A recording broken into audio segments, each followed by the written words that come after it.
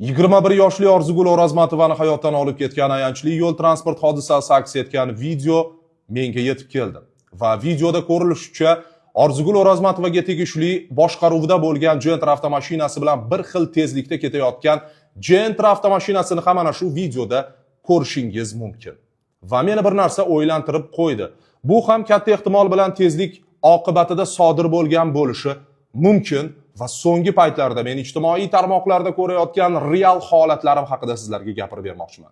Bugun Jizzax viloyatida yo'l harakati qoidabuzarligini bemalol sodir etayotganlar alohida Instagram sahifasini yuritmoqda va unga bir gala qoidabuzarlarning qoida buzib, tezlikni me'yordan oshirib, qarama-qarshi yo'nalishda harakatlanayotgan videolari yuklab borilyapti. Negadir Jizzax viloyati yo'l harakati xavfsizligi boshqarmasi tomonidan esa ana o'sha yo'l bezorilariga kerak bo'lsa o'z umrining qotillariga nisbatan hech qanday chora ko'rilayotgani haqida xabar berilmayapti. Bu ketishda yo'l transport hodisalarining soni oshsa oshadiki, qurbonlar ko'paysa ko'payadiki, kamayishi ehtimoli juda ham kam.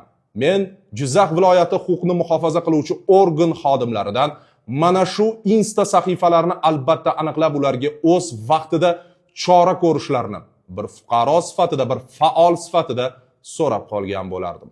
Salomat bo'ling.